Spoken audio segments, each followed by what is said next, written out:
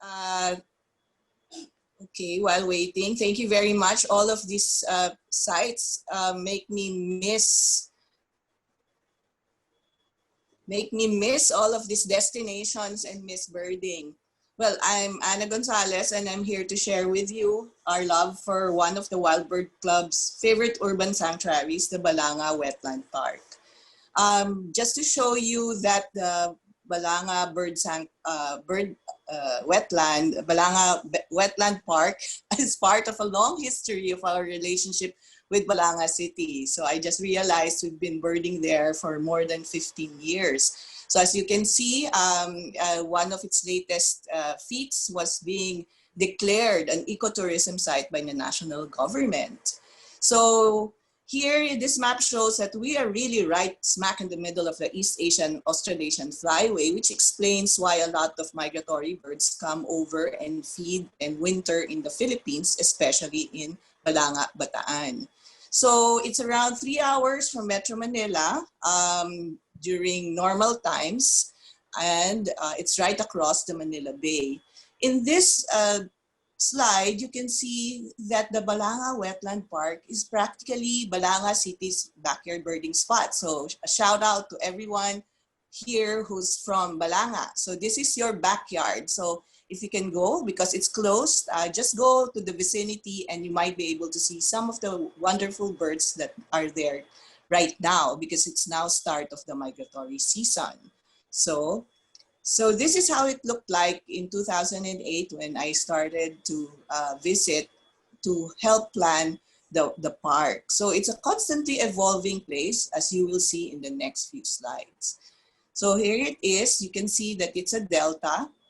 A delta it's a landform at the mouth of a river where sediment is deposited by rains from the mountains. And this actually makes it a very unique and very rich ecosystem, which makes it a favorite destination and feeding ground of birds and in general and water birds.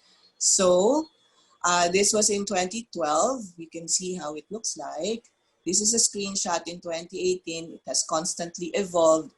Okay, I know Arne is in the audience somewhere and he's asking about mangroves.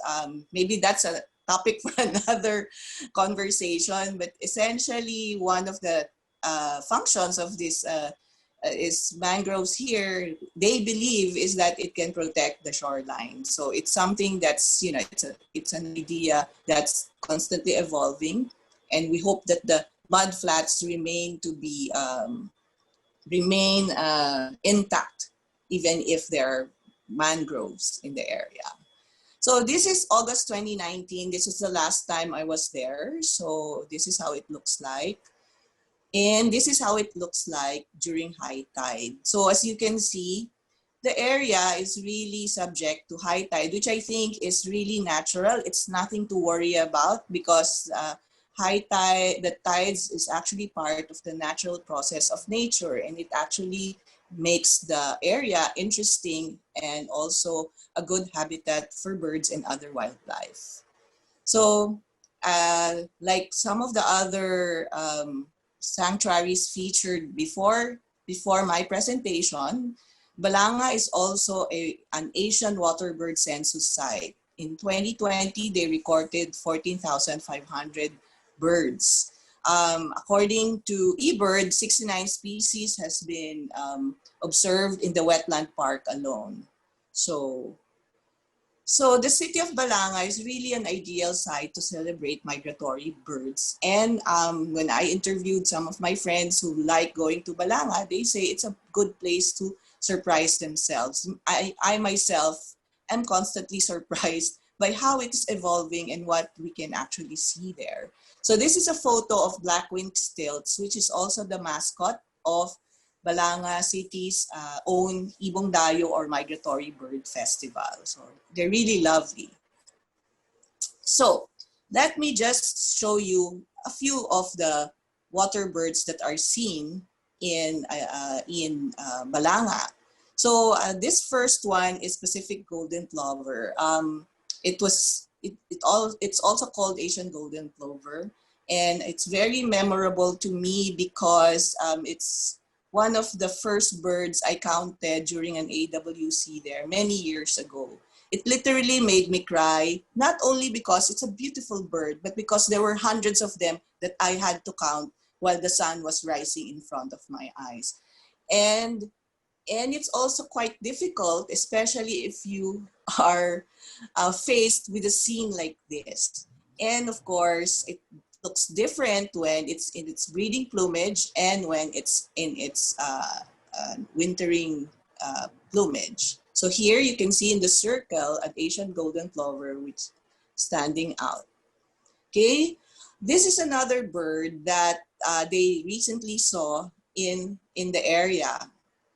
Um, in Balanga, a lot of terns actually come in, and you can actually, for birders, terns are really very, very challenging birds because they actually almost look alike. But this is a very big tern, so it's easy to identify. And maybe in this photo, you will see different kinds of terns, and you might have a very good conversation with other birders debating about what species these are. This is a whiskered tern, and it is one of the most commonly seen terns in the Philippines and during waterbird censuses. So most likely one of the terns in the previous photo was a whiskered tern. Okay. So now I want to show you a very exciting bird that got everyone so so wanting to go to Balanga and see for themselves. So the far eastern curlew, which you see in the photo right now, is a bird commonly found in eastern Russia and found its way to Balanga.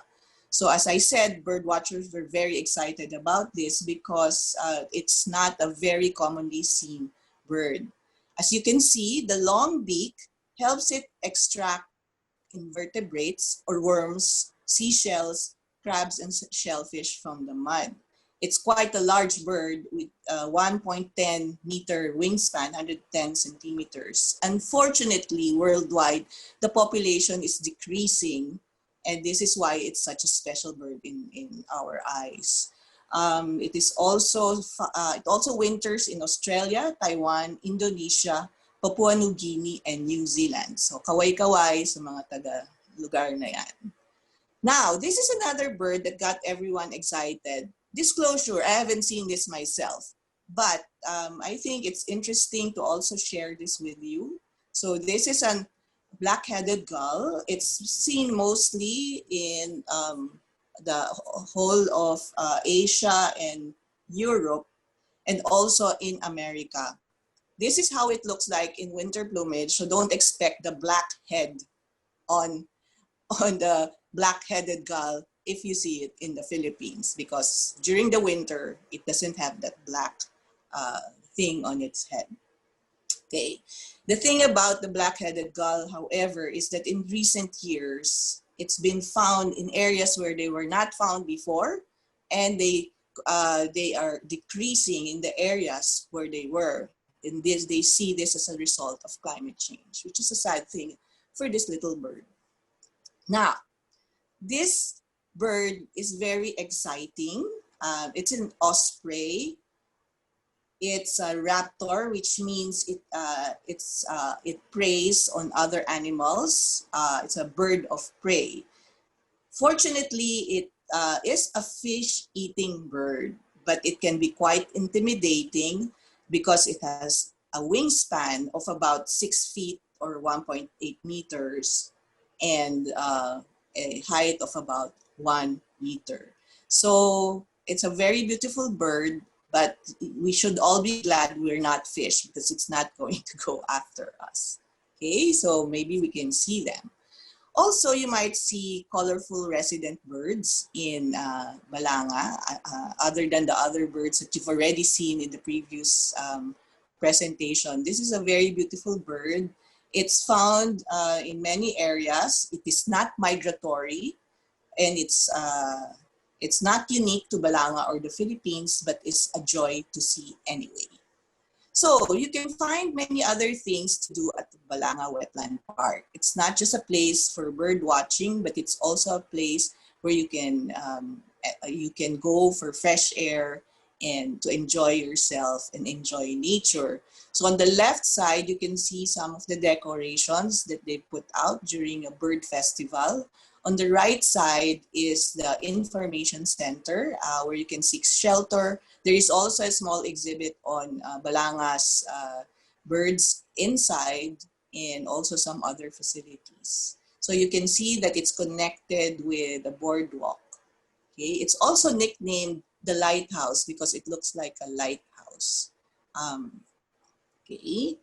By the way, I'm the designer of the structures in the Balanga Wetland Park. So it was really something that I really enjoyed working with the city of Balanga.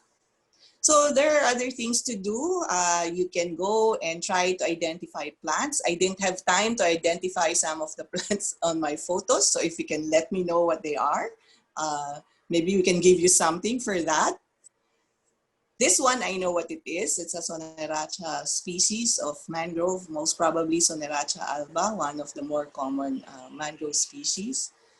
And of course, we'd really like to say that Balanga is a good place to visit, a good place to chill with your kids. It's very safe. I was very happy to go there with my grandchildren.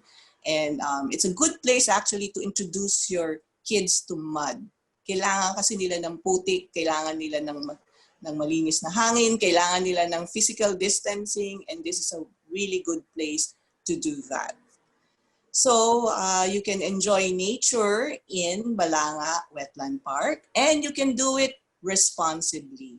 All over the park, you have these signs reminding everyone what good birding behavior is. There's also some posters showing the parts of the bird. It's a very informative and educational place.